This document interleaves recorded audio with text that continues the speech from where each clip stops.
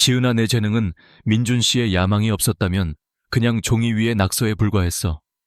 이 집, 이 생활 전부 민준 씨 덕분이잖아. 이제 와서 20년 전 도면 쪼가리를 붙들고 뭘 어쩌겠다는 거야. 당신은 그냥 평생 집에서 살림만 하던 여자일 뿐이라고. 최유라의 목소리는 얼음처럼 차가웠다. 한때는 가장 친한 친구였던 여자의 입에서 나온 말이라고는 믿을 수 없는 잔인함이 묻어났다. 강민준 그녀의 남편은 그저 팔짱을 낀 채 차가운 눈으로 이 모든 상황을 관망하고 있었다. 그들의 발치에 흩어진 낡은 도면들 위로 서지은의 20년 세월이 먼지처럼 내려앉아 있었다.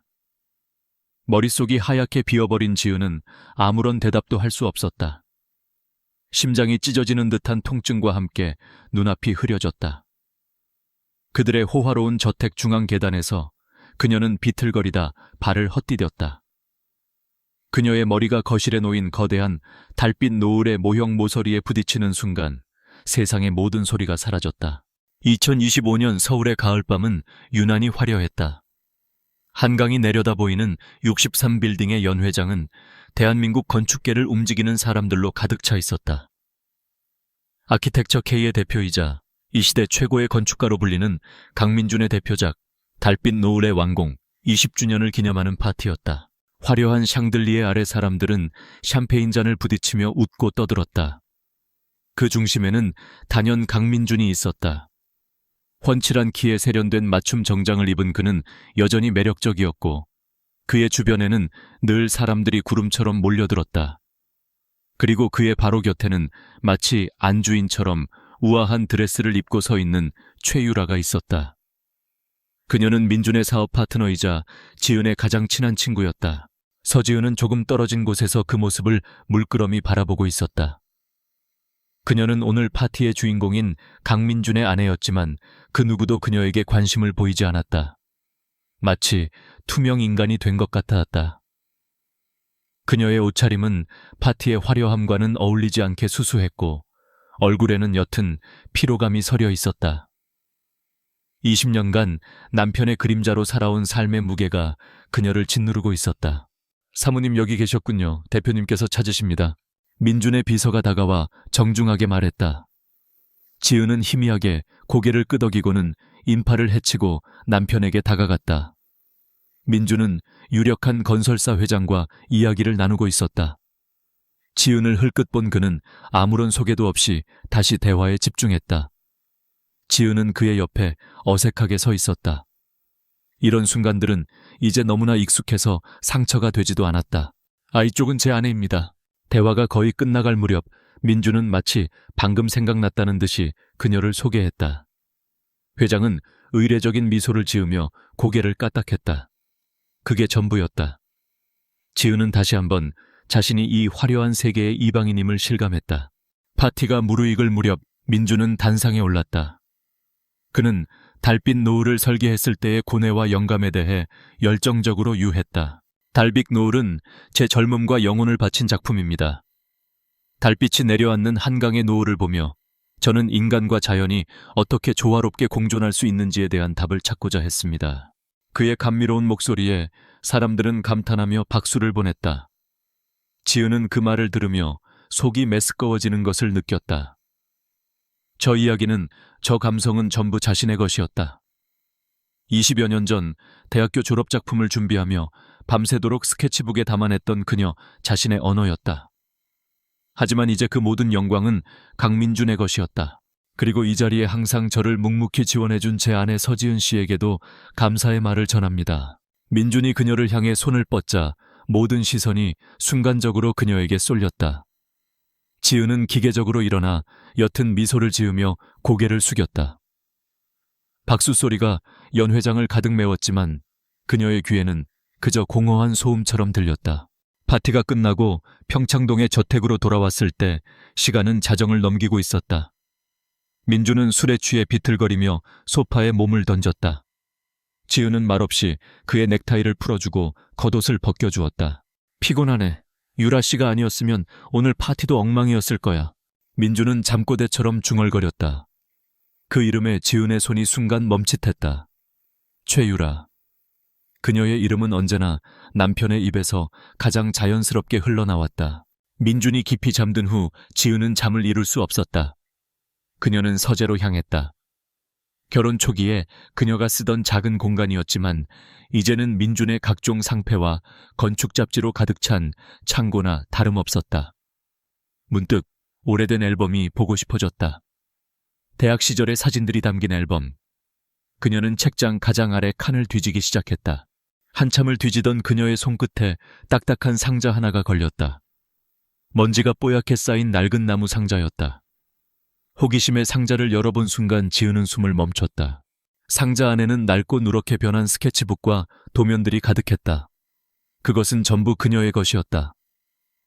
대학교 4학년 때 졸업작품 달빛 노을을 준비하며 밤을 새워 그렸던 바로 그 원본들이었다.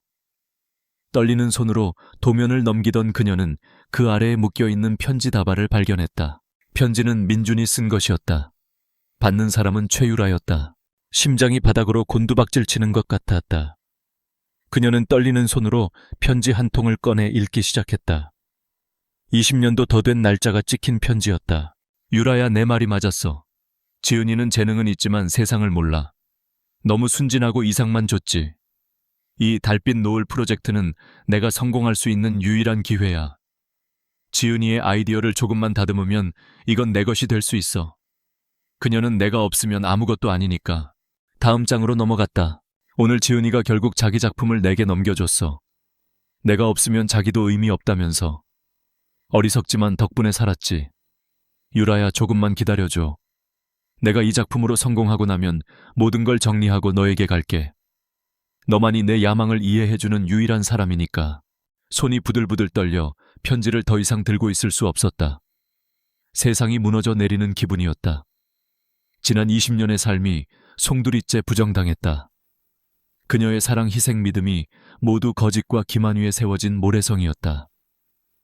남편의 성공을 위해 자신의 꿈을 기꺼이 접었던 그녀의 선택이 결국 자신을 배신하는 칼날이 되어 돌아왔다.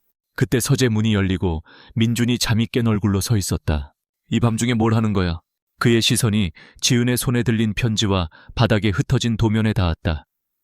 그의 얼굴에서 졸음기가 순식간에 사라졌다. 차가운 이성이 그 자리를 대신했다. 이게 다 뭐예요? 지은의 목소리는 갈라져 나왔다. 민준은 한숨을 쉬며 머리를 쓸어 넘겼다. 그는 변명하지 않았다. 오히려 지은을 한심하다는 듯이 쳐다보았다. 이제 와서 그런 낡아빠진 종이 쪼가리가 무슨 의미가 있지? 당신 지금의 우리가 어떻게 만들어졌는지 잊었어. 내가 아니었으면 당신의 그 잘난 디자인은 그냥 졸업작품으로 끝나고 썩어갔을 거야. 내가 그걸 현실로 만들어줬고 덕분에 당신도 이렇게 편하게 살고 있는 거라고. 편하게 살아요. 지은은 기가 막혀 되물었다. 내 꿈을 훔쳐서 당신의 성공을 이루고 내 인생을 앗아간 대가로 얻은 이 삶이 편안해 보이나요? 당신은 내 모든 것을 짓밟았어요. 짓밟아 착각하지 마, 서지은. 그건 희생이 아니라 당신의 한계였어. 당신은 그저 그런 재능을 가지고 온실 속에서 꿈이나 꾸는 사람이었을 뿐이야. 경쟁과 야망이 들끓는 이 세계에서 살아남을 사람이 아니었다고. 민준의 말은 비수처럼 날아와 그녀의 심장에 박혔다. 그때였다. 현관문이 열리고 익숙한 목소리가 들려왔다. 민준 씨, 핸드폰 두고 가셨... 최유라였다. 그녀는 서재의 험악한 분위기와 바닥에 흩어진 증거들을 보고는 순간 얼굴이 굳었지만 이내 냉정한 표정을 되찾았다. 그녀는 민준의 옆에 서서 지은을 내려다보았다. 지은아, 내 재능은 민준 씨의 야망이 없었다면 그냥 종이 위에 낙서에 불과했어. 이 집, 이 생활 전부 민준 씨 덕분이잖아. 이제 와서 20년 전 도면 쪼가리를 붙들고 뭘 어쩌겠다는 거야. 당신은 그냥 평생 집에서 살림만 하던 여자일 뿐이라고. 가장 믿었던 친구의 확인사살. 지은의 세계는 완벽하게 산산조각났다. 심장이 조여오고 숨을 쉴 수가 없었다. 눈앞이 캄캄해지며 몸이 휘청거렸다. 쇼하지 마. 민준이 차갑게 내뱉었다. 그 말을 끝으로 지은의 의식은 저편으로 가라앉았다. 그녀는 저택의 중앙 계단에서 균형을 잃고 뒤로 넘어졌다. 육중한 대리석 계단을 구르는 동안 시간은 영혼처럼 느껴졌다. 그리고 마침내 쿵 하는 소리와 함께 그녀의 머리는 거실 중앙에 위풍당당하게 서 있던 달빛 노을의 거대한 모형 모서리에 세게 부딪혔다. 시야가 붉게 물들었다. 희미해져가는 의식 속에서 그녀는 자신을 무심하게 내려다보는 두 사람의 얼굴을 보았다. 그들의 눈에는 일말의 동정심도 없었다. 배신감과 절망이 그녀의 영혼을 집어삼켰다. 만약 다시 한번 기회가 주어진다면 절대로. 그것이 그녀의 마지막 생각이었다. 그리고 모든 것이 암흑으로 변했다. 얼마나 지났을까? 지은아 일어나봐. 누군가 그녀를 흔드는 희미한 감각에 지은은 눈을 떴다. 머리가 깨질 듯이 아팠다. 눈앞이 흐릿했다. 서지은, 너 어젯밤에 또 밤새웠지? 이러다 졸업작품 발표날 쓰러지겠다. 익숙하지만 너무나 낯선 목소리. 지은은 천천히 고개를 돌렸다. 20년은 젊어 보이는 최유라의 얼굴이 걱정스럽다는 듯 그녀를 내려다보고 있었다. 지은은 벌떡 몸을 일으켰다. 이곳은 평창동의 호화로운 저택이 아니었다. 볕도 잘 들지 않는 좁고 낡은 방. 벽에는 건축 포스터가 붙어 있고 책상 위에는 제도용품과 커피 믹스 봉지들이 널려 있었다. 창밖으로는 익숙한 대학교 캠퍼스의 풍경이 보였다. 이곳은 대학교 4학년 때 그녀가 살던 기숙사였다. 지은은 떨리는 손으로 자신의 얼굴을 만졌다. 주름 하나 없는 팽팽한 피부. 거울 속에는 23살의 꿈과 열정으로 가득 찼던 자기 자신이 서 있었다. 왜 그래? 어디 아파? 유라가 그녀의 이마에 손을 얹었다. 지은은 저도 모르게 비명을 지르며 그 손을 뿌리쳤다. 아직 일어나지 않았어. 모든 것이. 그녀는 돌아온 것이었다. 모든 비극이 시작되기 전 그녀의 꿈을 도둑맞기 바로 직전의 그 시간으로 최유라의 손길이 닿는 순간 지은은 마치 전기에 감전된 것처럼 몸을 떨며 뒤로 물러섰다. 그 손은 20년 후 차가운 조소를 머금고 그녀를 내려다보던 바로 그 손이었다. 눈앞에 유라는 23살의 앳된 얼굴을 하고 있었지만 지은의 눈에는 교활함과 질투심으로 번들거리는 40대 중반의 모습이 겹쳐 보였다. 지은아, 왜 그래? 정말 어디 안 좋은 거야? 유라의 목소리에는 진심 어린 걱정이 담겨 있는 듯했다. 과거의 지은이라면 그 걱정에 기대어 자신의 불안함을 털어놓았을 것이다. 하지만 지금의 그녀에게 그 목소리는 뱀의 혀처럼 섬뜩하게 들릴 뿐이었다.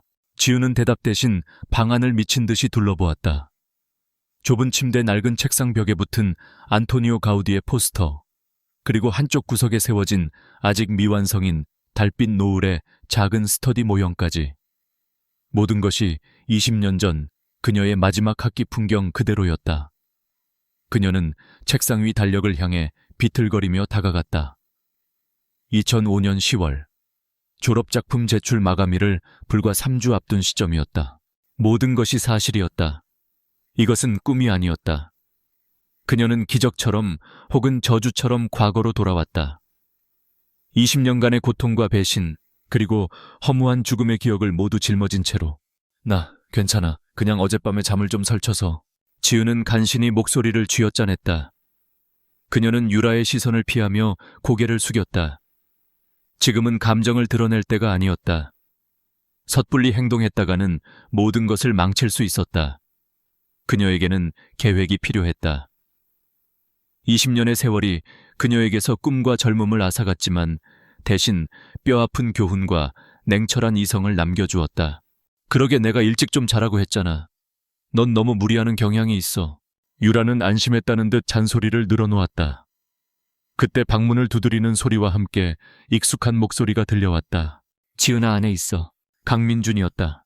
심장이 철렁 내려앉았다. 지은은 반사적으로 침대 기둥을 꽉 붙잡았다.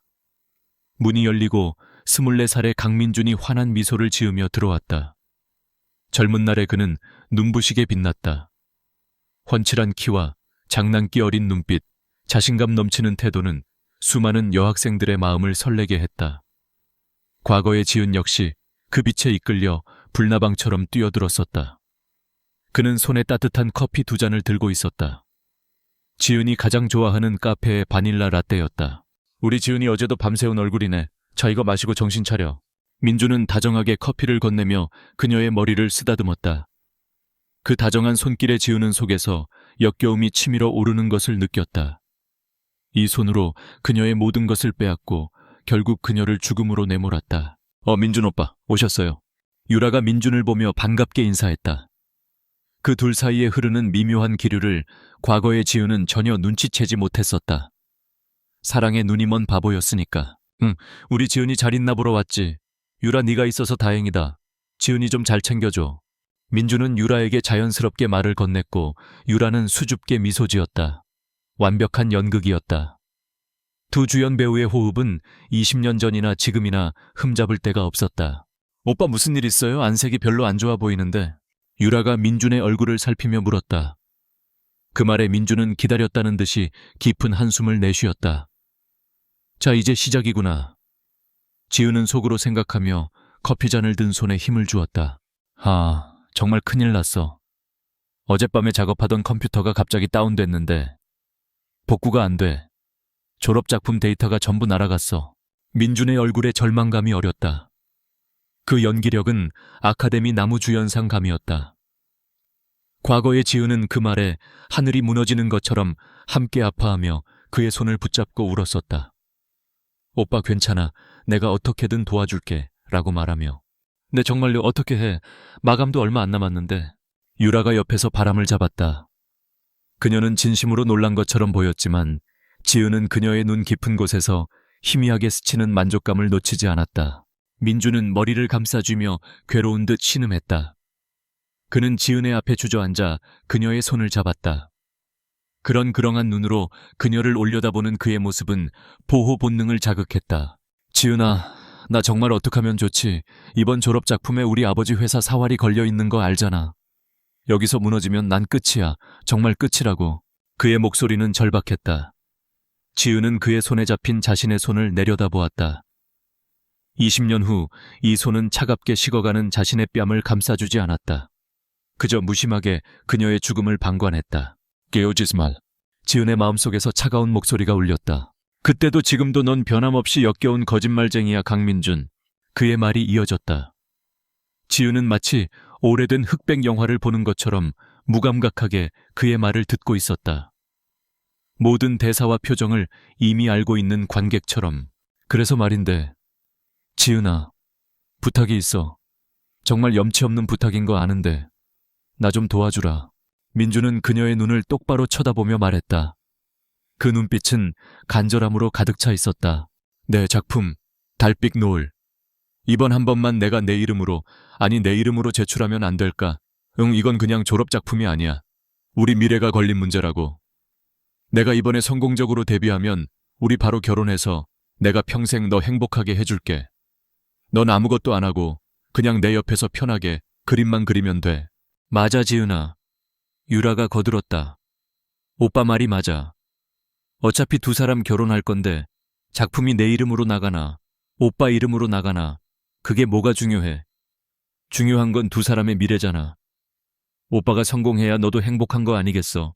두 사람의 완벽한 이중주. 그들의 말은 달콤한 독처럼 지은의 귓가에 스며들었다.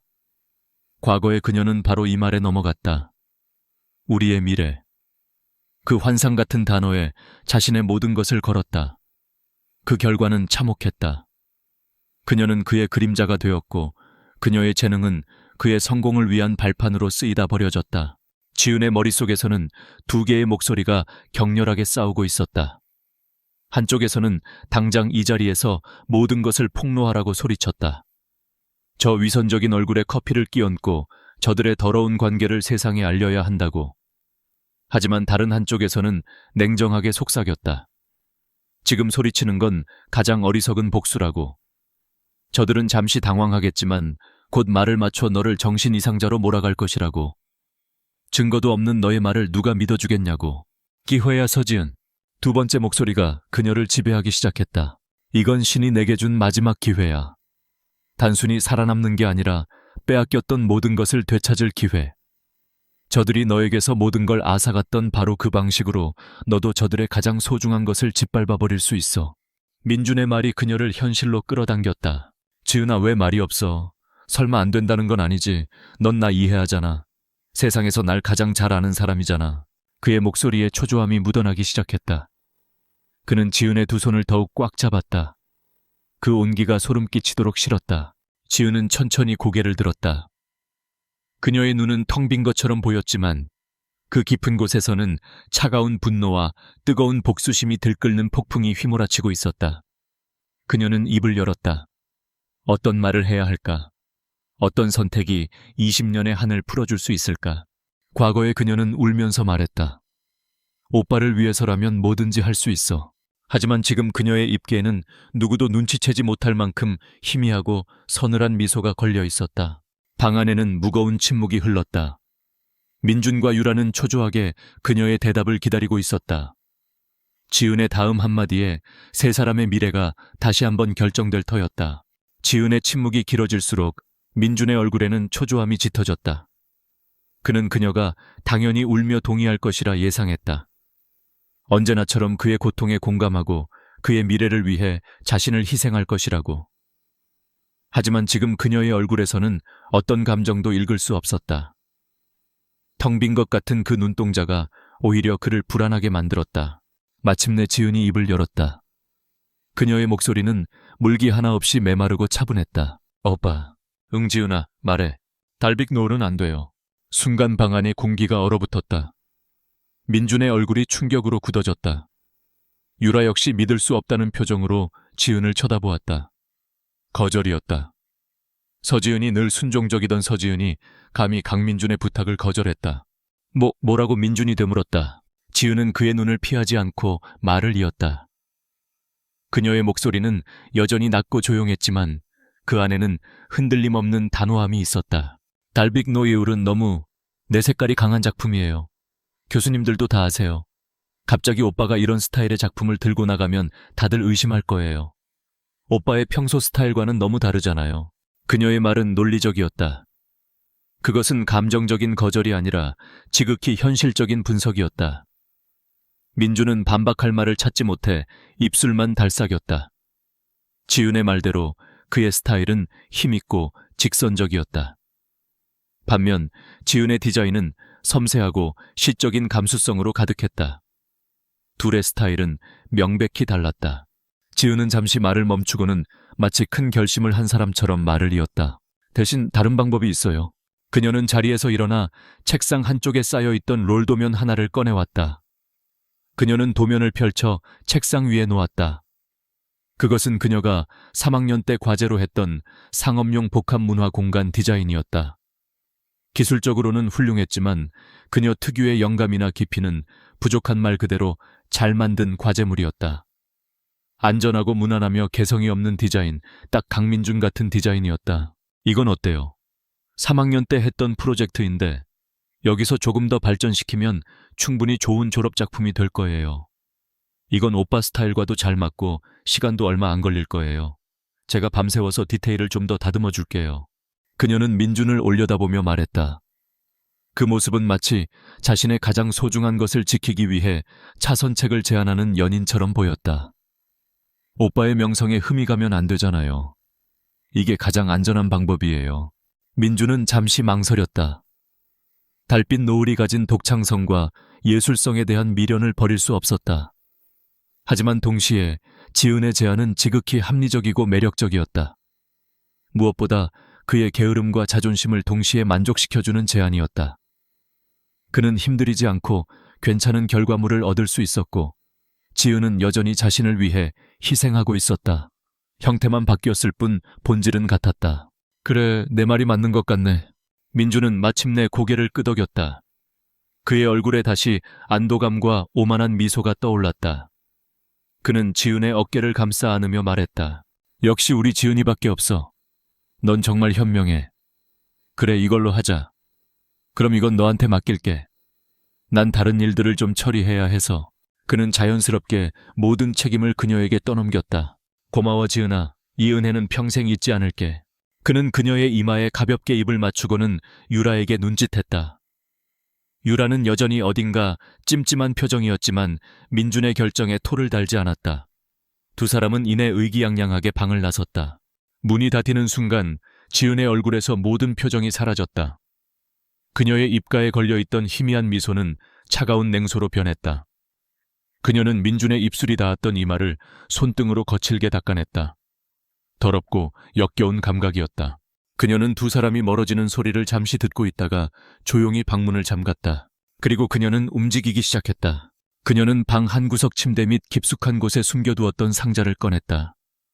그 안에는 진짜 달빛 노을의 스케치들과 아이디어 노트가 고스란히 담겨 있었다. 이것만큼은 그 누구에게도 보여주지 않은 그녀 영혼의 가장 깊은 곳에 있는 보물이었다. 지우는 책상 위에 놓인 가짜 도면을 망설임 없이 치워버리고 그 자리에 자신의 진짜 꿈을 펼쳐놓았다. 20년의 세월. 비록 그림자 같은 삶이었지만 그녀는 당대 최고의 건축가 곁에서 수많은 프로젝트가 시작되고 완성되는 과정을 지켜보았다.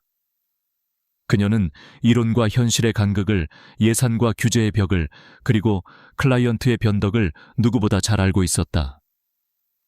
23살의 그녀가 미처 보지 못했던 것들을 45의 그녀는 꿰뚫어 보고 있었다. 그녀의 손이 움직이기 시작했다. 연필을 쥔 손놀림은 주저함이 없었다. 23살 대학생의 손이 아니라 수십 년 경력의 베테랑 건축가의 손처럼 정확하고 자신감 넘쳤다. 그녀는 기존의 디자인에 과감하게 선을 긋고 새로운 아이디어를 더했다. 건물의 구조를 더욱 효율적으로 바꾸고 친환경적인 요소를 도입했으며 사용자의 동선을 더욱 세심하게 고려했다. 이것은 단순한 재현이 아니었다. 진화였다. 23살 서지은의 순수한 영감 위에 45 서지은의 관록과 지혜가 더해지고 있었다. 달빛 노을은 과거의 걸작을 넘어 미래의 전설이 될 준비를 하고 있었다. 그날 이후 지은의 삶은 완전히 바뀌었다. 그녀는 철저하게 고립을 자처했다. 민준에게서는 시도 때도 없이 전화가 걸려왔다. 도면은 어디까지 됐어? 나 오늘 친구들이랑 술 마시는데 너도 올래 같은 영양가 없는 전화들이었다. 지은은 대부분의 전화를 받지 않았다. 받더라도 지금 도서관이라 바빠요. 몸이 안 좋아서 쉬어야겠어요. 라며 짧게 끊었다. 그녀는 민준에게 그가 맡긴 가짜 프로젝트 때문에 힘들어하는 척 연기했다. 민준은 그런 그녀를 보며 자신의 영향력을 다시 한번 확인하며 만족스러워할 뿐이었다. 그녀는 대부분의 시간을 중앙도서관의 가장 구석진 자리나 밤늦게까지 불이 켜져 있는 건축학과 설계실에서 보냈다.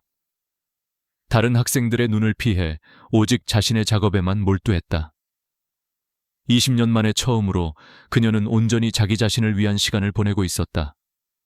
누구의 아내도 누구의 엄마도 아닌 오직 건축가 서지은으로서. 그 과정은 단순히 복수를 위한 준비가 아니었다. 그것은 치유의 과정이었다.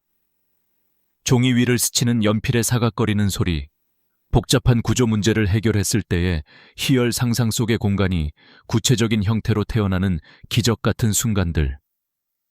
그녀는 자신이 잃어버렸던 것이 단순히 커리어가 아니었음을 깨달았다.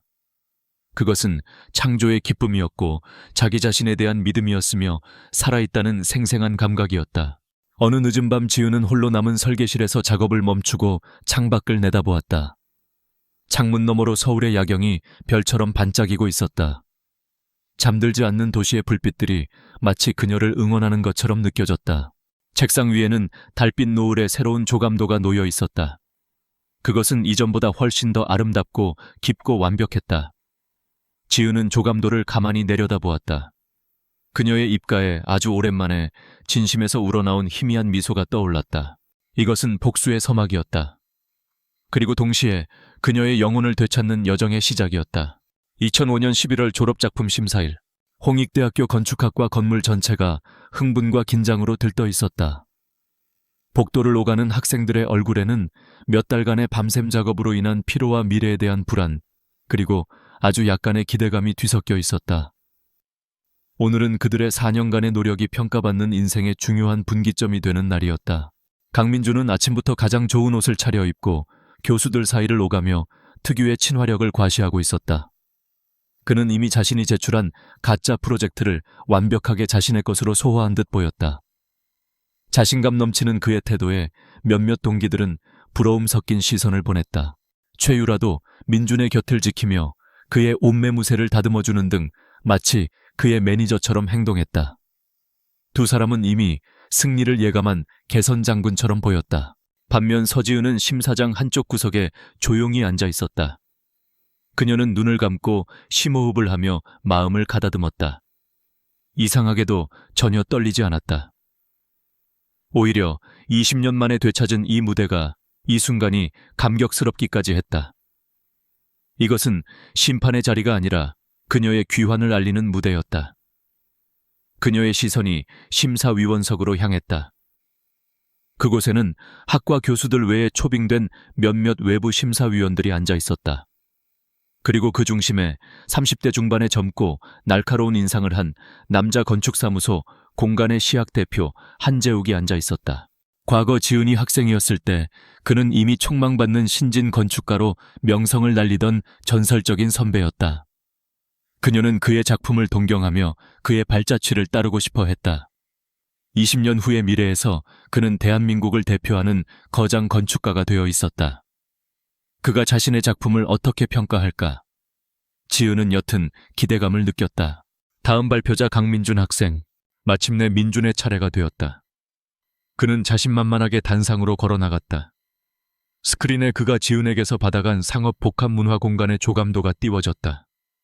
기술적으로는 흠잡을 데 없었지만 그뿐이었다. 어떤 철학도 새로운 시도도 없는 그저 그런 모범답안 같은 디자인이었다. 민준은 유창한 말솜씨로 프로젝트의 상업적 가치와 효율성을 강조했다. 마치 노련한 사업가처럼 그는 자신의 작품이 얼마나 돈이 될지에 대해 열변을 토했다. 심사위원들의 반응은 미지근했다. 몇몇 교수들은 지루한 표정으로 하품을 참았고 몇몇은 의례적인 질문 몇 개를 던졌다. 강민준 학생. 기술적인 완성도는 높이 평가하지만 건축가로서의 독창적인 비전은 잘 보이지 않는군요. 무난하지만 인상적이진 않습니다. 한 노교수의 평가는 냉정했다. 민준의 얼굴이 순간 굳었지만 그는 이내 미소를 되찾으며 자리로 돌아왔다. 어차피 그의 목표는 A+가 아니었다. 무사히 졸업하고 아버지 회사에 들어가는 것이었으니 이 정도면 만족스러웠다. 그리고 마침내 지은의 차례가 되었다. 다음 서지은 학생. 지은은 조용히 자리에서 일어나 단상으로 향했다. 그녀가 USB를 연결하고 파일을 여는 짧은 순간 민준은 그녀를 향해 경멸과 동정이 섞인 시선을 보냈다. 내가 밤새워봤자 내 발끝에도 못 따라와라고 말하는 듯한 눈빛이었다. 유라 역시 팔짱을 낀 채 조소를 머금고 있었다. 하지만 다음 순간 스크린에 달빛 노을의 첫 이미지가 떠오르자 심사장 전체의 공기가 바뀌었다. 웅성거리던 장내가 물을 끼얹은 듯 조용해졌다. 모든 사람의 시선이 스크린에 고정되었다. 달빛을 머금은 강물처럼 유려하게 흐르는 곡선 빛과 그림자를 절묘하게 이용하여 시시각각 다른 표정을 만들어내는 공간, 주변 자연과 완벽하게 하나가 된 건축물. 그것은 단순한 건물이 아니었다. 한 편의 시였고 한 곡의 음악이었다. 지은은 마이크를 잡았다. 그녀의 목소리는 크지 않았지만 이상하게도 모든 사람의 귀에 선명하게 박혔다. 제가 생각하는 건축은 단순히 비바람을 막아주는 구조물이 아닙니다. 그것은 인간의 삶을 담는 그릇이며 영혼이 쉬어가는 안식처입니다. 달빛 노을은 빛과 물, 그리고 바람이라는 가장 근원적인 자연의 요소를 통해 삭막한 도시 속에서 살아가는 현대인들에게 잠시나마 자연의 숨결을 느끼게 해주고자 설계되었습니다. 그녀는 화려한 미사여구를 사용하지 않았다. 대신 자신의 철학과 디자인 과정, 그리고 공간에 담긴 의미를 진솔하게 설명했다. 그녀의 설명은 23살 학생의 것이라고는 믿기 어려울 만큼 깊이와 통찰력이 있었다. 20년의 세월이 응축된 내공이 묻어나왔다. 발표가 끝났을 때 잠시 정적이 흘렀다. 이윽고 여기저기서 감탄의 탄성이 터져나왔다. 교수들은 서로 눈빛을 교환하며 놀라움을 감추지 못했다. 그때 한재욱이 처음으로 마이크를 잡았다. 그의 눈은 흥미와 감탄으로 빛나고 있었다. 서지은 학생, 네, 정말 놀랍군요. 기술적인 부분을 넘어 공간을 통해 감정을 전달하는 능력이 탁월합니다. 마치 오랜 경력의 건축가가 자신의 모든 것을 쏟아부은 듯한 깊이가 느껴집니다. 그의 극찬에 장내가 다시 술렁였다. 민준과 유라의 얼굴은 하얗게 질려 있었다. 한재욱은 잠시 서류를 뒤적이더니 다시 입을 열었다. 그의 다음 말은 지은의 심장을 꿰뚫었다. 저는 서지은 학생의 작품을 기억합니다. 1학년 과제전 때였죠. 강변에 작은 쉼터를 디자인한 스케치가 있었어요. 빛을 다루는 방식이 무척 인상적이어서 아직도 기억에 남습니다. 오늘 본 이 달빛 노을은 마치 그때 보았던 작은 씨앗이 오랜 시간 동안 자라나 화려하게 피어난 꽃처럼 느껴집니다. 서지은 학생의 건축 언어는 그때부터 지금까지 일관되게 그리고 아름답게 발전해왔군요. 그 순간 지은은 깨달았다. 그는 정말로 그녀를 기억하고 있었다. 20년 전에도 그리고 지금도 그녀의 재능을 알아봐준 유일한 사람이었다. 지은은 저도 모르게 눈시울이 뜨거워지는 것을 느끼며 고개를 숙였다. 칭찬을 마친 한재욱은 무심한 듯 시선을 돌려 민준을 향했다. 그는 날카로운 질문 대신 부드럽지만 훨씬 더 치명적인 말을 던졌다. 흥미로운 점은 앞서 발표한 강민준 학생의 프로젝트에서도 서지은 학생의 초기 디자인 연구에서 보이던 복도 구조나 공간 분할 방식과 유사한 디테일이 몇 군데 보였다는 겁니다. 같은 스터디 그룹 안에서 좋은 아이디어들이 서로 영향을 주고받는 것은 아주 긍정적인 현상이죠. 그의 말은 표면적으로는 칭찬처럼 들렸다. 하지만 그 자리에 있는 건축가나 교수 중 그 말의 진짜 의미를 모르는 사람은 없었다. 그것은 표절에 대한 가장 점잖고도 날카로운 지적이었다. 내 작품에서 내 것이 아닌 다른 사람의 향기가 난다는 선고였다. 민준의 얼굴에서 핏기가 완전히 사라졌다. 그는 무슨 말이냐는 듯 어깨를 으쓱해 보였지만 그의 눈동자는 공포로 흔들리고 있었다. 심사가 모두 끝나고 결과가 발표되었다. 예상대로 서지은의 달빛 노을은 졸업작품전 대상 수상작으로 선정되었다. 지은의 주위로 동기들과 교수들이 몰려와 축하 인사를 건넸다. 그녀는 얼떨떨한 표정으로 연신 고개를 숙이며 감사 인사를 했다. 소음과 인파 속에서 그녀의 시선은 심사장 반대편에 서 있는 민준과 유라에게 향했다. 민준은 주먹을 꽉 쥔 채 모든 것을 부숴버릴 듯한 형형한 눈빛으로 그녀를 쏘아보고 있었다. 그의 옆에 선 유라는 창백한 얼굴로 어쩔 줄 몰라 하고 있었다. 그들의 눈에는 더 이상 오만함이나 동정이 없었다. 오직 이해할 수 없다는 혼란과 배신감, 그리고 희미한 두려움만이 남아있었다. 지은은 그들의 시선을 피하지 않았다. 그녀는 그들을 향해 희미하게, 아주 희미하게 미소 지어 보였다. 그것은 승자의 여유로운 미소였다. 첫 번째 복수는 끝났다. 이제 모든 것이 제자리로 돌아가기 시작했다. 졸업식이 끝나자마자 지은은 한재욱의 건축사무소 공간의 시학으로부터 정식 채용 제안을 받았다. 꿈만 같은 일이었다. 과거의 삶에서 그녀는 졸업과 동시에 민준과의 결혼을 준비하며 자신의 꿈을 접었었다. 건축가 서지은의 삶은 시작도 해보지 못한 채 막을 내렸었다. 하지만 이제 모든 것이 달랐다. 그녀는 20년의 시간을 거슬러 잃어버렸던 출발선 앞에 다시 서 있었다. 새로운 삶을 시작하기 위해 지은은 가장 먼저 과거와의 완전한 단절을 결심했다. 그녀는 학교 근처 연희동의 조용한 주택가에 작은 옥탑방을 구했다. 보증금과 월세는 졸업 작품전에서 받은 상금과 그동안 아르바이트로 모아둔 돈으로 겨우 감당할 수 있었다. 방은 좁고 낡았지만 창문으로는 서울의 풍경이 한눈에 들어왔고 무엇보다 온전히 그녀 자신만의 공간이었다. 기숙사를 떠나던 날 그녀는 짐을 꾸리다 말고 잠시 멈춰섰다. 짐이라고 해봐야 옷 몇 가지와 책, 그리고 제도 도구들이 전부였다. 민준과 함께 찍었던 사진, 그가 선물했던 모든 물건들은 이미 며칠 전에 쓰레기통에 버렸다. 짐을 싸는 행위는 단순히 이사를 위한 것이 아니었다. 그것은 지난 23년간의 삶, 그리고 고통스러웠던 20년의 미래 기억까지 모두 정리하여 상자 안에 봉인하는 의식과도 같았다. 정말 이사 가는 거야. 민준 오빠한테는 말했어. 짐 나르는 것을 도와주러 온 동기 한 명이 물었다. 지은은 희미하게 웃으며 대답했다. 응, 이제 독립해야지. 그녀는 민준이나 유라에게 자신의 행방을 알리지 않았다. 졸업식 이후로 그들의 연락을 모두 피하고 있었다. 그들은 이제 그녀의 인생에서 아무런 의미도 없는 스쳐 지나간 악몽일 뿐이었다. 공간의 시약에서의 첫 출근날 지은은 설렘과 긴장으로 심장이 터질 것 같았다. 사무실은 그녀가 상상했던 그대로였다. 군더더기 없는 미니멀한 인테리어, 창의적인 에너지로 가득 찬 젊은 건축가들, 그리고 그 중심에서 조용히 카리스마를 발산하는 한재욱. 서지은 씨 환영합니다. 재욱은 부드러운 미소로 그녀를 맞아주었다. 그는 그녀를 지은 씨라고 불렀다. 상하 관계가 아닌 동등한 동료로서 존중해주는 그의 태도에 지은은 마음이 놓였다. 우리 사무실은 직급보다는 실력과 아이디어로 말하는 곳입니다. 지은 씨의 재능을 마음껏 펼쳐 보이길 기대하겠습니다. 그의 말에 지은은 굳게 결심했다. 다시는 누구의 그림자로 살지 않겠다고. 오직 자신의 이름으로, 자신의 실력으로 세상과 마주하겠다고. 하지만 과거는 생각보다 끈질기게 그녀의 발목을 잡으려 했다. 민주는 그녀가 자신을 피한다는 사실을 깨닫고는 집요하게 연락하기 시작했다. 처음에는 우리 지은이 바빠서 오빠 얼굴도 잊어버렸네. 와 같은 애교 섞인 문자 메시지를 보내왔다. 지은이 답장하지 않자 그는 장문의 메시지를 보내오기 시작했다. 그들의 행복했던 추억을 상기시키고 우리의 미래를 함께 설계하자는 달콤한 말들을 늘어놓았다.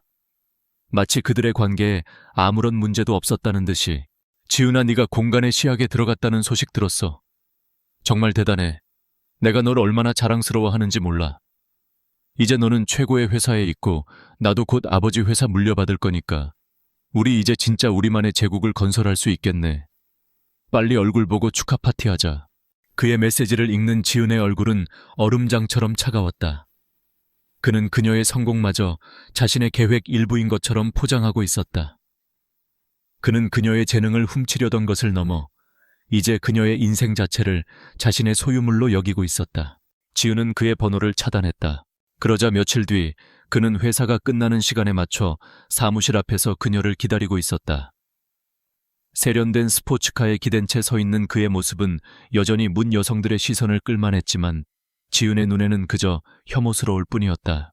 서지은. 그는 그녀를 발견하고는 환하게 웃으며 다가왔다. 왜 전화도 안 받고 문자도 안 봐? 내가 얼마나 걱정했는지 알아. 강민준 씨.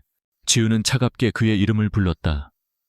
오빠가 아닌 강민준 씨라는 호칭에 그의 얼굴이 순간 굳어졌다. 우리 더 이상 할 얘기 없는 사이 같은데요? 무슨 소리야 그게? 우리 사이에 무슨 문제라도 있었어. 졸업작품 때문에 잠시 다툰 것 가지고 아직도 화난 거야. 내가 다 잘못했어. 응. 그는 능숙하게 그녀의 팔을 잡으려 했다. 지은은 단호하게 그의 손을 피했다. 제 말 못 알아들으셨어요. 다시는 저한테 연락하지 마세요. 찾아오지도 마시고요. 서지은, 너 지금 이게 무슨 태도야? 내가 너한테 어떻게 했는데 네가 감히 나한테 이럴 수 있어. 그의 본성이 드러나기 시작했다. 다정한 연인의 가면이 벗겨지고 오만하고 이기적인 폭군의 얼굴이 나타났다. 당신이 저한테 어떻게 했는지 누구보다 잘 아는 건 바로 당신이겠죠. 비켜주세요. 피곤하네요. 지은은 그를 차갑게 지나쳐버렸다. 뒤에서 그녀를 부르는 그의 고함 소리가 들렸지만 그녀는 단 한 번도 뒤돌아보지 않았다. 그날 밤 지은은 새로 이사한 옥탑방에서 잠을 이루지 못했다. 민준과의 만남은 잊고 있던 과거의 상처를 다시 건드렸다. 아무리 외면하려 해도 배신의 기억은 끈질기게 그녀를 괴롭혔다. 그녀는 텅 빈 방 안에서 지독한 외로움을 느꼈다. 그렇게 며칠이 지났다. 어느덧 계절은 겨울의 문턱을 넘어서고 있었다. 차가운 바람이 옷깃을 파고드는 12월의 어느 늦은 저녁, 지은은 야근을 마치고 집으로 향하고 있었다. 골목길로 접어들었을 때 어디선가 고양이의 희미한 울음소리가 들려왔다. 소리를 따라가 보니 쓰레기 더미 옆에 작은 상자 하나가 놓여 있었고 그 안에서 아기 고양이 한 마리가 웅크린 채 가늘게 떨고 있었다. 태어난 지 얼마 안 되어 보이는 고양이는 비쩍 마르고 온몸이 더러운 먼지로 뒤덮여 있었다. 차가운 밤 공기 속에서 고양이의 울음소리는 금방이라도 끊어질 것처럼 위태로웠다. 지은은 순간 그 자리에 얼어붙었다. 버려지고 굶주리고 추위에 떠는 작은 생명의 모습에서 그녀는 자신의 과거를 보았다. 아무도 알아주지 않는 곳에서 홀로 고통받았던 자신의 모습, 배신당하고 버려져 죽어가던 마지막 순간의 자신이 겹쳐 보였다. 그녀는 잠시 망설였다. 지금 자신의 처지에 누군가를 돌본다는 것은 사치일지도 몰랐다. 하지만 그녀는 차마 발길을 돌릴 수 없었다. 그녀는 조심스럽게 상자로 다가가 떨고 있는 작은 몸을 자신의 코트 자락으로 감싸 안았다. 고양이는 너무 기력이 없는지 저항조차 하지 않았다. 집으로 돌아온 지은은 따뜻한 물로 고양이의 몸을 조심스럽게 닦아주고 편의점에서 급하게 사온 우유를 데워서 먹였다. 고양이는 허겁지겁 우유를 핥아 먹었다. 그리고는 지쳐 쓰러지듯 그녀의 무릎 위에서 잠이 들었다. 지은은 잠든 고양이를 가만히 내려다보았다. 가늘게 색색거리는 숨소리 작게 골골거리는 진동이 그녀의 무릎을 통해 전해져 왔다. 그 작은 온기가 텅 비어있던 그녀의 마음을 아주 조금씩 채우기 시작했다. 겨울에 만났으니까 내 이름은 겨울이야.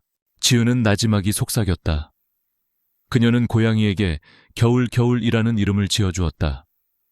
가장 춥고 외로운 계절에 만났지만 아이러니하게도 그 존재는 그녀에게 가장 큰 위로와 온기를 가져다 주었다. 그날 밤 지은은 아주 오랜만에 깊은 잠을 잘 수 있었다. 텅 빈 옥탑방에는 더 이상 그녀 혼자가 아니었다. 작은 생명의 숨소리가, 심장의 고동소리가 그녀와 함께하고 있었다. 복수는 아직 끝나지 않았다. 하지만 이제 그녀의 삶에는 복수 외에 다른 무언가가 생겨나기 시작했다. 지켜야 할 존재, 함께 살아가야 할 존재. 그것은 그녀가 스스로에게 주는 가장 따뜻한 겨울 선물이었다.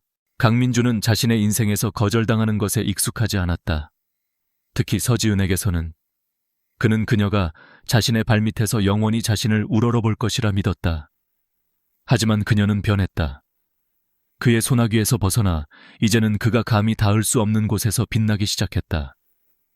그의 오만함은 상처 입었고 상처 입은 자존심은 이내 비뚤어진 분노로 변했다. 그는 직접적인 대결로는 그녀를 꺾을 수 없다는 것을 깨달았다. 그녀의 재능은 진짜였고 한재욱이라는 든든한 방패막도 있었다. 그는 전략을 바꾸기로 했다. 정면 공격이 안 된다면 뒤에서 그녀의 발목을 잡고 진흙탕으로 끌어내리면 그만이었다. 그의 옆에는 언제나처럼 최유라가 있었다. 그녀의 질투심은 민준의 분노에 기름을 부었다. 지은이가 변한 건 다 한재욱 때문이야. 그 사람이 지은이를 어떻게 생각하는지 업계 사람들 다 수근거리고 있어. 유라는 악의에 찬 목소리로 말했다. 그녀는 지은의 성공을 실력으로 인정하고 싶지 않았다. 다른 부정한 이유가 있어야만 자신의 비참함이 정당화될 수 있었다. 가만히 두고 볼 수만은 없지. 민준이 차갑게 말했다. 서지은이 쌓아올린 그 성이 얼마나 허술한지 모두에게 알려줘야겠어. 그들의 비열한 공작은 물밑에서 조용히 시작되었다. 그들은 대학 동문회와 건축계 젊은 실무자들이 모이는 술자리를 교묘하게 이용했다. 그들의 첫 번째 무기는 진실을 왜곡한 이야기였다. 사실 달빛 노을은 원래 민준이가 구상했던 프로젝트였어. 지은이가 졸업을 너무 힘들어해서 민준이가 자기 아이디어를 거의 다 넘겨준 거나 마찬가지지. 그걸 그렇게 자기 것처럼 발표할 줄은 몰랐네. 유라는 정말로 친구를 걱정하는 듯한 슬픈 표정으로 동기들에게 비밀을 털어놓았다. 그녀의 연기는 너무나 뛰어나서 몇몇은 정말로 그녀의 말을 믿기 시작했다. 어쩐지 서지은이 갑자기 그렇게 대단한 작품을 만들 리가 없지라는 수군거림이 퍼져나갔다. 두 번째 무기는 훨씬 더 더럽고 치명적인 개인사에 대한 비방이었다. 나준이 때문에 너무 걱정돼. 한재욱 대표 사무실에 들어간 뒤로 사람이 완전히 변했어. 그 대표가 업계에서 여자 문제로 말이 좀 많잖아. 지은이가 재능만으로 그 자리에 올라갔을까 난 잘 모르겠어. 유라는 한숨을 쉬며 말을 흘렸다. 이 소문은 질투와 시기심을 먹고 훨씬 더 빠르게 퍼져나갔다. 성공한 젊은 여성 건축가에 대한 폄하는 언제나 자극적인 안주거리였다. 지은은 처음에는 아무것도 눈치채지 못했다.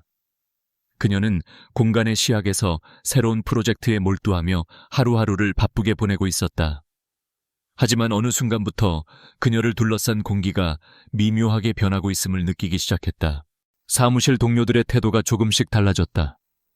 예전처럼 스스럼 없이 다가와 커피를 마시자고 하거나 점심을 함께 먹자고 하는 일이 줄어들었다. 그녀가 탕비실에 들어가면 이야기를 나누던 사람들이 갑자기 입을 다물고 어색하게 흩어졌다. 그녀의 등 뒤에서 들려오는 의미 모를 속삭임과 힐끔거리는 시선들이 느껴졌다. 한 번은 다른 회사와의 협력 프로젝트 미팅에 갔을 때였다. 상대 회사의 젊은 건축가 한 명이 그녀를 위아래로 훑어보며 비아냥거리듯 말했다. 아, 이분이 그 유명한 서지은 씨군요. 한 대표님이 얼마나 아끼시면 이런 중요한 프로젝트에 신입을 다 보내시고, 그 말에는 재능에 대한 존중이 아닌 다른 무언가를 암시하는 불쾌한 뉘앙스가 담겨 있었다. 가장 상처가 되었던 것은 사무실의 한 여자 선배가 던진 말이었다. 그녀는 평소 지은을 아껴주던 사람이었다. 어느 날 그녀는 복도에서 지은과 마주치자 씁쓸한 표정으로 말했다. 지은 씨, 여자가 이 바닥에서 실력만으로 살아남기 힘든 거 알아. 그래도 너무 쉬운 길을 택하지는 마. 결국엔 다 자기한테 상처로 돌아오는 법이야. 그 말은 지은의 가슴에 비수처럼 박혔다. 처음에 지은은 그저 오해일 것이라 생각했다. 하지만 비슷한 일들이 반복되면서 그녀는 이 모든 일의 배후에 누가 있는지 깨닫지 않을 수 없었다. 강민준과 최유라, 그들이었다. 그들은 그녀의 작품을 훔치는 것만으로는 만족하지 못하고 이제 그녀의 명예와 새로운 삶마저 짓밟으려 하고 있었다. 배신감의 상처가 다시 한번 덧나는 것 같았다. 이번의 공격은 졸업작품 심사 때보다 훨씬 더 교묘하고 아팠다. 그것은 그녀의 실존 자체를 부정하고 그녀의 노력을 더러운 거래로 폄하하는 것이었기 때문이다. 그날 밤 지은은 텅 빈 옥탑방에 홀로 앉아 있었다. 창밖의 화려한 서울의 야경이 그날따라 유난히 차갑고 외롭게 느껴졌다. 열심히 노력해서 얻은 성취감이 보이지 않는 독침들에 찔려 힘없이 쓰러지는 기분이었다. 그녀는 다시 혼자가 된 것 같았다. 거대한 세상에 맞서 싸워야 하는 아무도 알아주지 않는 외로운 전사. 그녀는 무릎을 감싸 안고 고개를 묻었다. 눈물이 핑 돌았다. 강해져야 한다고 이제 울지 않겠다고 다짐했지만 마음 한구석이 시리고 아팠다. 바로 그때였다. 야옹. 작은 울음소리와 함께 부드러운 털 뭉치가 그녀의 무릎 위로 뛰어올랐다. 겨울이었다. 겨울이는 마치 그녀의 슬픔을 안다는 듯이 동그란 머리를 그녀의 팔에 비벼대기 시작했다.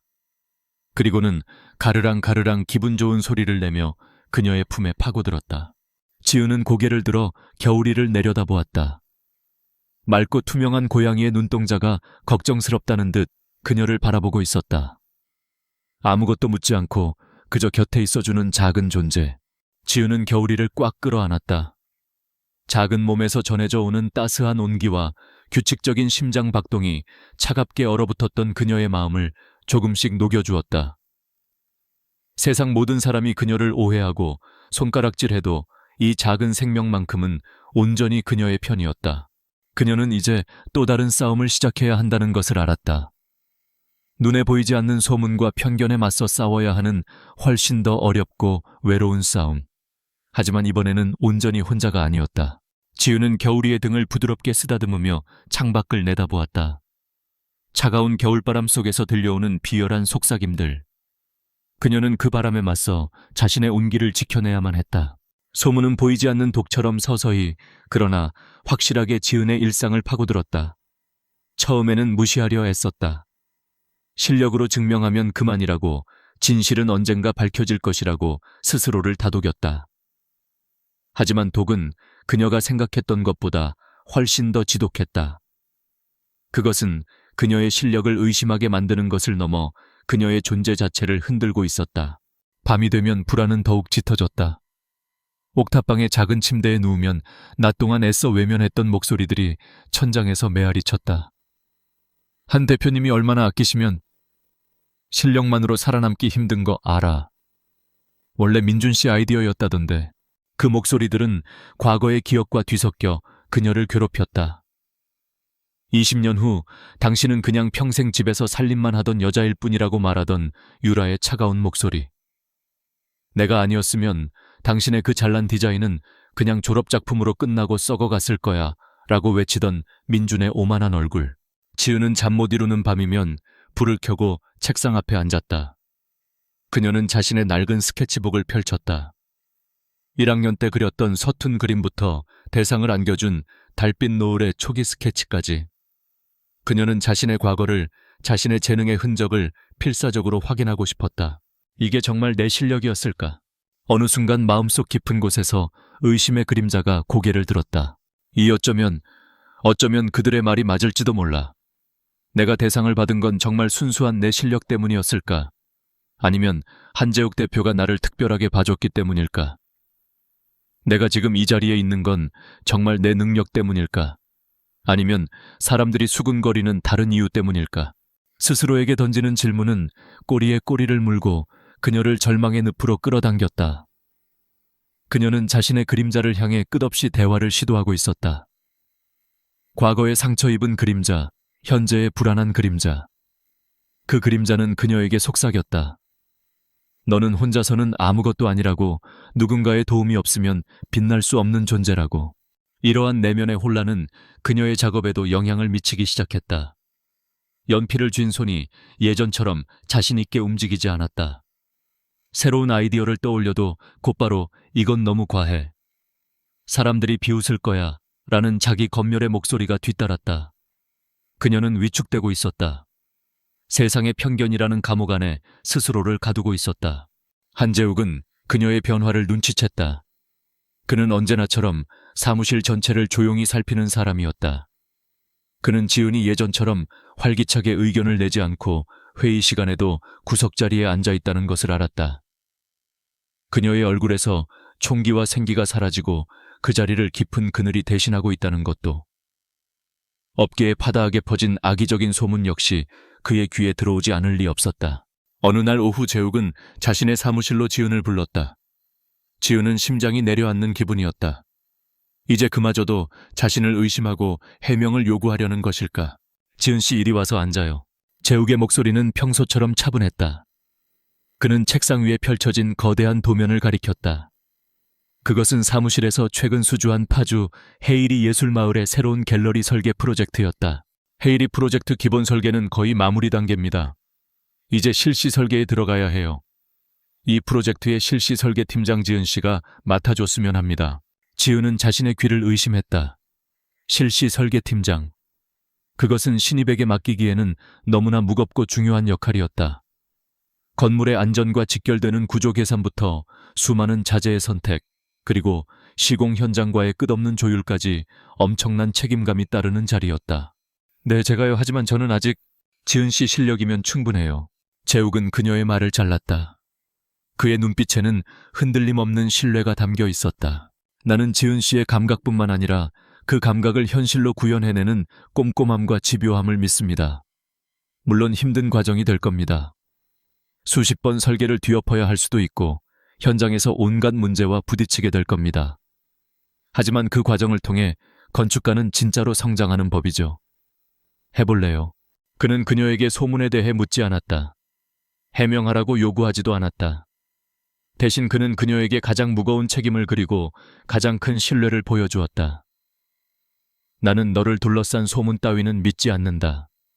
나는 오직 너의 실력과 가능성만을 본다. 라고 그는 행동으로 말하고 있었다. 지은은 눈앞이 흐려지는 것을 느꼈다. 모두가 자신을 의심하고 손가락질할 때 이 남자는 묵묵히 그녀의 손에 칼을 쥐어주며 스스로의 힘으로 이 전쟁을 이겨내라고 말하고 있었다. 네, 해보겠습니다. 지은은 떨리는 목소리로 대답했다. 그것은 그녀가 자신을 올가매던 의심의 그림자에게 던지는 첫 번째 반격이었다. 그날 이후 지은은 헤이리 프로젝트에 미친 듯이 매달렸다. 그녀에게는 슬퍼할 시간도 자신을 의심할 시간도 없었다. 수백 장의 복잡한 도면과 씨름하고 밤새워 구조 계산을 하고 자재 샘플을 비교 분석하며 그녀는 서서히 자기 자신을 되찾아가고 있었다. 일은 가장 확실한 현실이었고 노력은 배신하지 않는 유일한 진실이었다. 어느 늦은 야근 날 사무실에는 지은과 재욱 단둘만 남아 있었다. 재욱은 커피 2잔을 들고 그녀의 자리로 다가왔다. 너무 무리하는 거 아닙니까? 괜찮습니다. 재밌어요. 지은이 희미하게 웃으며 대답했다. 재욱은 그녀의 책상 위에 어지럽게 펼쳐진 도면들을 잠시 바라보았다. 그리고는 창밖을 보며 무심한 듯 이야기를 꺼냈다. 나도 신입 시절에 비슷한 경험이 있었어요. 지은은 고개를 들어 그를 바라보았다. 첫 공모전에서 대상을 받았죠. 그때 제 스승님의 그림자를 완전히 지우지 못한 디자인이었는데 운이 좋았어요. 그랬더니 소문이 돌더군요. 제가 스승님의 아이디어를 훔쳤다는 둥, 심사위원에게 로비를 했다는 둥. 한동안 사람 만나는 게 두려울 정도였죠. 그는 마치 먼 옛날 이야기를 하듯 담담하게 말했다. 그때 스승님께서 저한테 그러시더군요. 재우가 남의 입을 막을 순 없다. 하지만 네 손은 막을 수 없지. 말이 아니라 결과물로 증명해라. 압도적인 결과물 앞에서는 모든 소음은 그저 소음일 뿐이다. 라고요. 재욱은 다시 지은을 바라보았다. 그의 눈빛은 따뜻했다. 지은 씨는 나보다 훨씬 더 단단한 사람 같으니 잘 해낼 거라고 믿습니다. 그는 지은의 어깨를 가볍게 두드려주고는 자신의 자리로 돌아갔다. 그는 끝까지 소문의 내용을 직접 언급하지 않았다. 하지만 그의 위로는 그 어떤 직접적인 말보다도 깊고 따뜻하게 지은의 마음에 스며들었다. 그날 밤 옥탑방으로 돌아온 지은을 가장 먼저 방인 것은 역시 겨울이었다. 겨울이는 그녀의 발치에 몸을 비비며 하루 종일 기다렸다는 듯 애교를 부렸다. 지은은 겨울이를 안아들고 창가에 섰다. 재욱의 말은 그녀 안에 남아있던 마지막 불안의 그림자마저 걷어내 주었다. 그래, 압도적인 결과물. 그것만이 그녀가 할 수 있는 유일하고도 가장 완벽한 복수이자 증명이었다. 그녀는 더 이상 흔들리지 않을 것이다. 그녀를 향해 쏟아지는 모든 의심과 비난을 그녀는 자신의 작품을 위한 땔감으로 삼을 것이다. 더 뜨겁게, 더 치열하게 타오를 것이다. 창밖으로 보이던 차가운 서울의 야경이 더 이상 외롭게 느껴지지 않았다. 그것은 이제 그녀가 곧 정복해야 할 거대한 캔버스처럼 보였다. 그리고 그녀의 손에는 그 누구도 빼앗을 수 없는 실력이라는 가장 날카로운 붓이 들려 있었다. 시간은 묵묵히 흘렀다. 지은에게 주어진 헤이리 갤러리 프로젝트는 그녀의 모든 것을 쏟아부은 전쟁터이자 동시에 가장 완벽한 치유의 공간이었다. 그녀는 수많은 밤을 새웠고 수십 번의 설계를 뒤엎었으며 현장의 먼지 속에서 시공 기술자들과 씨름했다. 그 과정에서 그녀를 향한 사무실 내의 미묘한 시선과 수군거림은 자연스럽게 사라졌다. 그녀의 압도적인 실력과 지독한 성실함 앞에서 근거 없는 소문은 더 이상 발붙일 곳이 없었다. 동료들은 그녀를 존중하기 시작했고 그녀의 의견에 귀를 기울였다.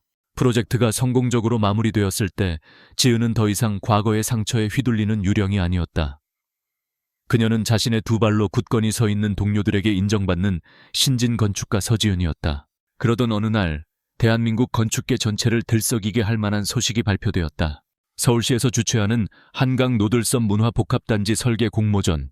한강 중심에 위치했지만 오랫동안 방치되었던 노들섬을 시민들을 위한 새로운 문화의 중심지이자 도심 속 힐링 공간으로 재탄생시키는 거대한 프로젝트였다. 이것은 단순한 건축 공모전이 아니었다. 서울의 새로운 랜드마크를 결정하는 한 건축가의 커리어를 통째로 바꿔놓을 수 있는 일생일대의 기회였다. 그 소식에 공간의 시약 역시 술렁였다. 한재욱은 전 직원이 모인 회의에서 공모전 개요를 설명하며 말했다. 우리도 이번 공모전에 참여할 겁니다. 두 개의 팀으로 나눠서 각자의 아이디어를 마음껏 펼쳐봅시다.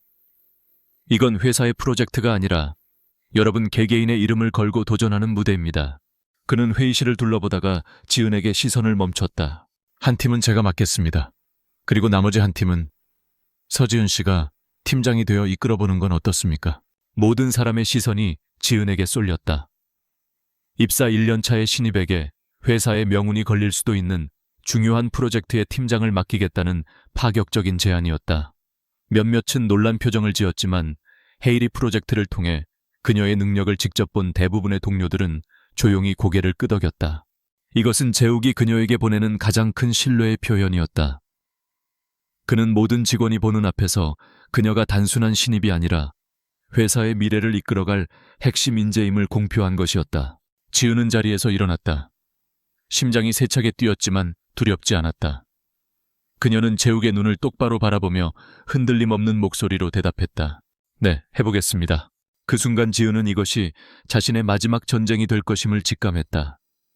강민중과 최유라, 그리고 자신을 둘러쌌던 세상의 모든 편견에 대한 최종적인 대답을 내놓을 무대. 팀이 꾸려지고 지은은 아이디어 구상에 들어갔다. 그녀는 달빛 노을을 다시 떠올렸다. 그 작품을 조금 더 발전시키는 것이 가장 안전한 길일지도 몰랐다. 하지만 그녀는 고개를 저었다. 달빛 노을은 여전히 그녀의 일부였지만 그것은 과거의 상처와 배신의 기억에 묶여 있었다. 그 작품에 기대는 한 그녀는 영원히 강민준의 그림자에서 벗어날 수 없었다.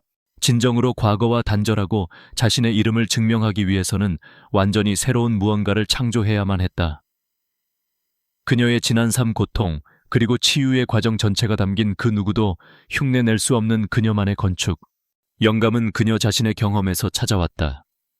그녀는 텅 빈 옥탑방에서 겨울이를 끌어안고 위로받았던 순간을 떠올렸다. 복잡한 세상사에서 벗어나 아무런 방해도 받지 않고 오직 자신에게만 집중할 수 있었던 안전한 공간. 차가운 도시의 소음 속에서 들려오던 작은 생명의 따뜻한 숨소리. 그래, 숨결이야. 그녀의 연필이 움직이기 시작했다. 그녀의 새로운 프로젝트의 이름은 숲의 호흡, 숲 위 호흡이었다. 그것은 달빛 노을처럼 화려하고 거대한 아름다움을 뽐내는 건축이 아니었다. 대신 도시의 소음과 속도에 지친 영혼들이 잠시나마 쉬어갈 수 있는 도심 속의 작은 숲을 만드는 것이 컨셉이었다. 그녀는 거대한 건물 하나를 세우는 대신 여러 개의 작은 건물을 자연스럽게 배치했다. 그리고 그 사이사이를 나무와 작은 정원물이 흐르는 실개천으로 채웠다. 사람들은 건물 안으로 들어가는 것이 아니라 숲속을 산책하듯 자연스럽게 공간을 경험하게 될 것이었다. 옥상은 모두 녹지화하여 하늘과 맞닿은 정원을 만들고 목재와 흙돌과 같은 자연 소재를 사용하여 따뜻하고 친밀한 느낌을 주었다. 숲의 호흡은 그녀 자신의 치유 과정에 대한 건축적인 응답이었다. 안전한 공간, 작은 건물들, 자연과의 교감, 숲과 물, 그리고 자기 자신과 마주하는 시간, 산책로. 이것은 단순히 아름다운 공간을 만드는 것을 넘어 상처 입은 마음을 치유하는 힘을 가진 건축이었다. 지은은 더 이상 과거의 소심한 학생이 아니었다. 그녀는 자신의 비전을 명확한 언어로 팀원들에게 전달했고 그들의 아이디어에 귀 기울이며 팀 전체의 창의력을 이끌어냈다. 그녀의 리더십 아래 팀원들은 밤늦게까지 이어지는 고된 작업 속에서도 열정과 동지애로 똘똘 뭉쳤다. 설계실은 언제나 뜨거운 에너지로 가득했다. 한편 그 시각, 강남의 화려한 초고층 빌딩에 위치한 대형 건설사 K건설의 설계팀 사무실. 강민주는 신경질적으로 책상을 내리쳤다. 그의 앞에는 노들섬 공모전 관련 보고서가 놓여 있었다. 그래서 공간의 시작에서 서지은이 한 팀을 이끈다고. 네, 부사장님, 업계에 소문이 파다합니다. 부하 직원의 보고에 민준의 얼굴이 일그러졌다. 서지은. 그 이름은 이제 그의 성공을 가로막는 가장 큰 장애물이자 지긋지긋한 트라우마였다. 그는 아버지의 회사에 낙하산으로 들어와 부사장이라는 직함을 달았지만 실질적인 성과는 아무것도 없었다. 졸업 작품전에서의 패배는 그에게 씻을 수 없는 굴욕으로 남았다. 그는 이번 공모전에서 반드시 서지은을 그리고 한재욱을 짓밟아야만 했다. 그것은 단순한 야망이 아니었다. 그의 무너진 자존심을 되찾기 위한 처절한 싸움이었다. 우리 회사의 모든 역량을 총동원해 대한민국 최고의 설계팀이 우리라는 걸 보여줘. 무조건 이겨야 해. 민주는 소리쳤다. 그의 설계 과정은 지은과 정반대였다. 그는 영감이나 철학 따위에는 관심이 없었다. 대신 최근 유행하는 건축 스타일들을 짜깁기하고 최대한 더 높고 더 화려하고 더 비싼 자재를 사용하여 사람들의 눈을 현혹시키는 데에만 집중했다. 그는 달빛 노을이 성공했던 이유가 그 유려한 곡선 때문이라고 착각하고 의미 없이 현란한 곡선들을 디자인에 남발했다. 그의 팀은 부사장의 독단과 압박 속에서 창의력을 잃고 기계처럼 도면을 찍어내고 있었다. 두 개의 팀, 두 개의 비전, 두 개의 운명이 한강의 작은 섬을 무대로 피할 수 없는 마지막 대결을 향해 달려가고 있었다. 몇 주 후 마감일 새벽, 지은의 팀은 마침내 숲의 호흡의 최종 모형을 완성했다. 설계실 중앙에 놓인 정교한 모형은 살아 숨쉬는 듯했다. 팀원들은 모두 잠을 잊은 채 자신들의 손으로 만들어낸 작은 숲을 벅찬 눈으로 바라보았다. 지은은 모형을 가만히 내려다보았다. 이것은 고통 속에서 피어난 희망의 증거였다. 그녀는 이제 마지막 무대에 오를 준비가 되었다. 서울시청 다목적홀, 대한민국 건축계의 거물들, 시청의 고위 공직자들, 날카로운 눈빛의 기자들, 그리고 건축에 관심 있는 수많은 시민이 객석을 가득 메우고 있었다. 한강 노들섬 문화복합단지 설계 공모전의 최종 프레젠테이션이 열리는 날이었다. 홀 안의 공기는 보이지 않는 압력으로 팽팽하게 당겨져 있었다. 오늘 이곳에서 서울의 미래를 바꿀 새로운 역사가 쓰일 터였다. 강민준의 K건설 팀이 먼저 발표를 시작했다. 스크린에는 거대하고 화려한 조감도가 떠올랐다. 전체를 유리와 티타늄으로 뒤덮은 비정형의 거대한 곡선이 하늘을 찌를 듯 솟아 있었다. 누가 보아도 엄청난 돈을 쏟아부은 위압적인 건축물이었다. 민주는 특유의 쇼맨십을 발휘하며 유창하게 발표를 이어갔다. 그는 혁신, 미래, 글로벌 랜드마크와 같은 거창한 단어들을 쏟아냈지만 정작 힐링과 연결이라는 공모전의 핵심 주제에 대한 이야기는 없었다. 그의 발표가 끝나자 심사위원석에서 질문이 쏟아졌다. 질문들은 날카롭고 집요했다. 강 부사장님, 디자인이 지나치게 과시적이라는 생각은 안 드십니까? 시민들이 위압감을 느끼지 않고 편안하게 다가갈 수 있는 공간이라고 보기는 어려울 것 같습니다만 이 기괴한 곡선을 유지하기 위한 구조적 문제와 막대한 유지 보수 비용은 어떻게 감당하실 계획입니까? 현실성이 떨어져 보입니다. 가장 중요한 질문입니다. 이 건축물의 철학은 무엇입니까? 이 공간이 시민들의 삶에 어떤 긍정적인 영향을 줄 수 있는지 그 영혼에 대한 설명이 부족합니다. 민주는 당황한 기색을 감추려 했으며 땀을 뻘뻘 흘렸다. 그는 준비된 답변을 늘어놓았지만 심사위원들의 표정은 싸늘했다. 그의 발표는 속이 텅 빈 깡통처럼 요란하기만 할 뿐 아무런 울림도 주지 못했다.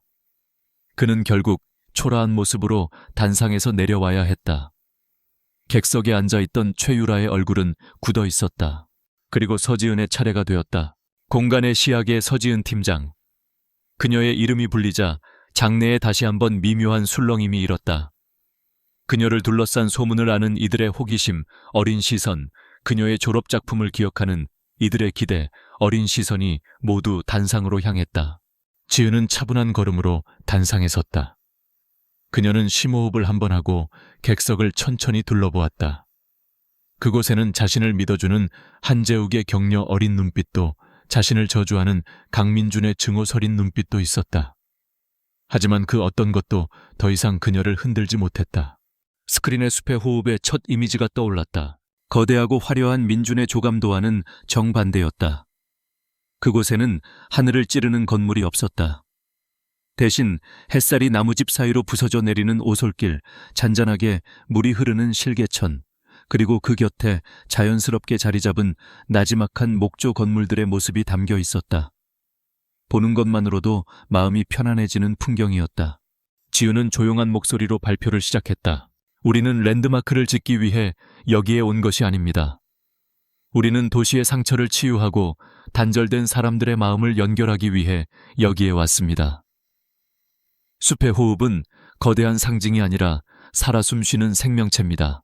그녀는 기념비적인 건축에 대해 말하지 않았다.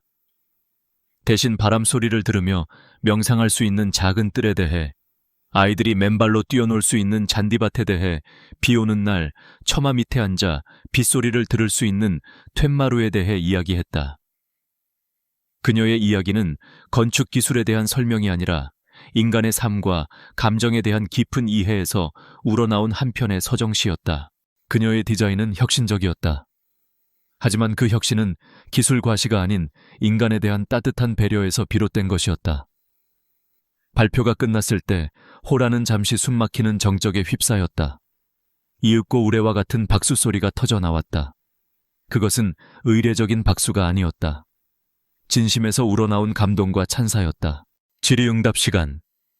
심사위원장을 맡은 백발이 성성한 원로 건축가가 마이크를 잡았다. 그는 대한민국 건축계의 살아있는 역사이자 가장 존경받는 인물이었다. 서지은 건축가. 그는 지은을 학생이 아닌 건축가라고 불렀다. 정말 감동적인 발표였습니다. 노들섬이 가져야 할 가치에 대해 이토록 깊이 있게 성찰한 작품은 처음 봅니다. 그는 잠시 숨을 고르더니 서류를 넘겨보며 말을 이었다. 그의 다음 말은 이 공모전의 결과를, 그리고 누군가의 운명을 결정짓는 선고와도 같았다. 그런데 서 건축가의 작품을 보면서 아주 흥미로운 점을 발견했습니다. 이 숲의 호흡은 몇 년 전 건축대전에서 대상을 받았던 서 건축가의 학생 시절 작품 달빛 노을에서 보여주었던 건축 언어의 완벽한 진화처럼 보이는군요. 빛과 공간을 다루는 방식, 자연과 인간의 교감을 유도하는 철학. 그 핵심은 정확히 일치하면서도 훨씬 더 깊어지고 성숙해졌습니다.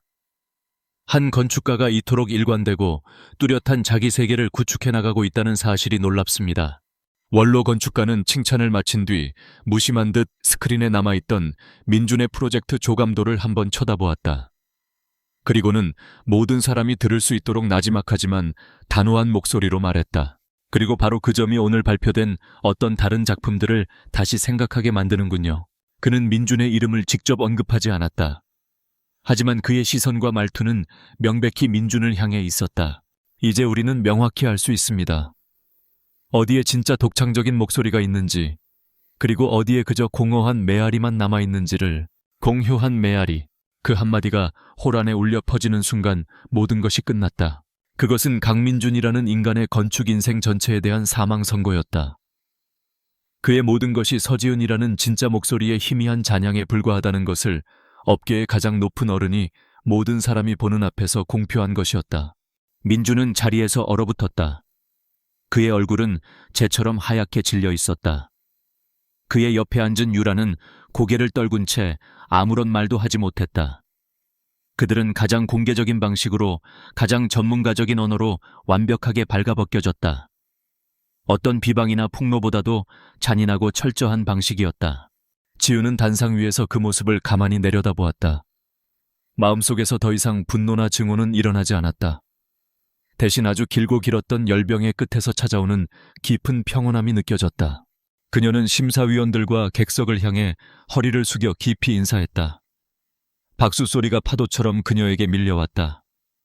그 순간 지난 20년의 억울함과 고통, 그리고 되살아난 후의 모든 불안과 싸움이 눈 녹듯이 사라지는 것 같았다. 그녀의 어깨를 짓누르던 무거운 그림자가 마침내 빛 속으로 완전히 사라지고 있었다. 공모전의 결과는 이변 없이 서지은의 숲의 호흡이 만장일치로 당선되었다. 그 소식은 건축계를 넘어 언론을 통해 대대적으로 보도되었다. 천재신인 여성 건축가의 등장, 인간을 향한 건축의 새로운 패러다임 등 모든 찬사가 그녀에게 쏟아졌다.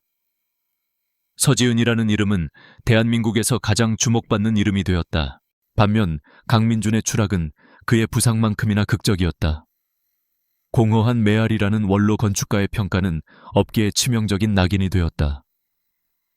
그의 디자인은 표절과 아류의 상징이 되었고, K건설의 주가는 폭락했으며 회사의 명성에는 씻을 수 없는 오점이 남았다. 아버지의 분노와 이사회의 압박 속에서 그는 결국 자신이 그토록 자랑스러워하던 부사장 자리에서 불명예스럽게 물러나야 했다. 최유라 역시 모든 것을 잃었다. 그녀가 지은을 비방하며 퍼뜨렸던 소문들은 이제 부메랑이 되어 그녀에게 돌아왔다. 업계에서 그녀는 재능 있는 친구를 시기하여 파멸시키려 한 악녀로 낙인 찍혔다. 그녀는 더 이상 어떤 모임에도 얼굴을 내밀 수 없게 되었고 조용히 자취를 감추었다. 탐욕과 질투로 맺어졌던 민준과의 관계 역시 실패의 무게 속에서 서로를 탓하며 비참하게 끝이 났다. 그들의 몰락 소식을 들었을 때 지은의 마음은 이상하리만치 평온했다. 기쁘지도 통쾌하지도 않았다. 그들은 그저 자신이 저지른 행동의 대가를 치렀을 뿐이었다. 그녀의 복수는 누군가를 파멸시키는 것이 아니라 자기 자신을 되찾는 것이었기에 이미 그 목적은 충분히 달성된 뒤였다. 그녀의 진짜 축하 파티는 아주 조촐했다. 당선이 확정된 날 저녁 그녀는 자신의 옥탑방에서 한재욱과 숲의 호흡을 함께 만들었던 팀원들과 함께였다. 그들은 비싼 샴페인 대신 동네에서 시킨 치킨과 맥주를 마셨다. 팀장님, 아니 이제는 서 소장님이라고 불러야 하나요? 정말 축하합니다. 팀의 막내가 맥주캔을 높이 들며 외쳤다. 모두가 웃으며 잔을 부딪혔다. 옥탑방은 비좁았지만 그곳에는 어떤 화려한 파티에서도 느낄 수 없는 진정한 동지애와 따뜻한 축하의 마음이 가득했다. 재욱은 시끄럽게 떠드는 팀원들을 바라보다가 조용히 지은의 옆으로 다가왔다. 이제 정말 서 건축가네요. 그가 낮은 목소리로 말했다. 그의 눈에는 스승이 제자를 바라보는 듯한 혹은 동등한 동료를 인정하는 듯한 깊은 존중과 자부심이 담겨 있었다. 고맙습니다, 대표님. 전부 대표님 덕분입니다. 아니요, 재욱이 고개를 저었다. 나는 그저 지은 씨가 원래 가지고 있던 빛을 가리지 않도록 옆에서 바람막이가 되어 주었을 뿐입니다. 이 모든 건 서지은이라는 건축가 스스로가 이뤄낸 겁니다. 그의 말에 지은은 다시 한번 가슴이 벅차오르는 것을 느꼈다. 파티가 끝나고 모두가 돌아간 뒤 지은은 홀로 남아 뒷정리를 했다. 그때 진동이 울렸다. 모르는 번호로 온 장문의 문자 메시지였다. 강민준이었다. 그것은 그의 마지막 발악이었다. 지은아, 나야. 민준이야. 이 문자 볼지 모르겠지만 정말 미안해. 내가 다 잘못했어. 내가 어리석었어. 하지만 나도 그때는 너무 절박했어. 너를 잃고 싶지 않았고 성공하고 싶었어. 사실 나는 늘 너의 재능을 동경하면서도 질투했던 것 같아. 유라는 그냥 내 약한 마음을 파고들었을 뿐이야. 모든 건 내 탓이야. 지은아, 우리 다시 시작하면 안 될까? 내가 평생 너한테 속죄하면서 살게. 네 옆에서 너의 그림자라도 좋으니 다시 한 번만 기회를 주라. 난 너 없으면 안 돼. 제발. 문자 메시지는 애원과 변명, 자기 연민으로 가득 차 있었다. 그는 마지막 순간까지도 자신이 무엇을 잘못했는지 진정으로 이해하지 못하고 있었다. 지은은 그 긴 글을 무표정하게 끝까지 읽었다. 20년 전의 그녀였다면 이 글을 읽고 마음이 흔들렸을지도 모른다. 하지만 지금 그녀의 마음에는 어떤 파문도 일지 않았다. 분노도 슬픔도 연민도 없었다. 그저 이 사람은 여기까지구나 하는 담담한 생각뿐이었다. 그녀는 망설임 없이 삭제 버튼을 눌렀다. 휴대폰 화면에서 그의 마지막 흔적이 사라지는 순간 그녀를 올가매던 마지막 쇠사슬이 끊어지는 소리가 들리는 듯했다. 이제 정말로 모든 것이 끝났다. 그리고 2년의 시간이 흘렀다. 노들섬에는 기적 같은 공간이 들어섰다. 나무와 풀이 우거지고 물이 흐르는 숲의 호흡은 삭막했던 섬을 서울에서 가장 사랑받는 치유의 공간으로 바꾸어 놓았다. 사람들은 이곳을 찾아와 산책하고 책을 읽고 사랑하는 사람들과 시간을 보냈다. 서지은은 더 이상 옥탑방에 살지 않았다. 그녀는 한강이 바라보이는 햇살이 잘 드는 오피스텔로 이사했다. 그녀의 사무실 책상에는 공간의 시약의 파트너 건축가 서지은이라는 명패가 놓여 있었다. 어느 맑은 일요일 아침이었다. 지은은 거실의 넓은 창가에 앉아 스케치북에 새로운 아이디어를 그리고 있었다. 그녀의 발치에서는 이제는 어엿한 어른 고양이가 된 겨울이가 햇살을 받으며 평화롭게 잠들어 있었다. 그때 현관문 열리는 소리가 들리고 익숙한 발소리와 함께 짙은 커피 향이 퍼져왔다. 한재욱이었다. 그는 이제 그녀의 집 비밀번호를 자연스럽게 누르고 들어오는 사이가 되어 있었다. 그는 갓 내린 따뜻한 커피 2잔을 들고 그녀의 옆에 앉았다. 또 일하고 있네요, 서 소장님. 그냥 낙서예요. 지은이 웃으며 대답했다. 두 사람은 말없이 커피를 마셨다. 창밖으로는 그들이 함께 만들어낸 서울의 풍경이 펼쳐져 있었다. 그 풍경 속에는 이제 막 뿌리를 내리기 시작한 노들섬의 푸른 숲도 보였다. 그들 사이에는 더 이상 많은 말이 필요 없었다. 서로의 존재만으로도 충분한 편안하고 따뜻한 침묵이 흘렀다. 지은은 문득 스케치를 멈추고 자신의 손을 내려다보았다. 한때는 절망 속에서 모든 것을 놓아버렸던 손. 이제 그 손은 상처를 딛고 일어나 세상에 새로운 희망과 아름다움을 그려내고 있었다. 그녀는 창밖에 눈부신 아침 햇살을 바라보았다. 길고 길었던 비가 그치고 마침내 찾아온 눈부신 아침이었다.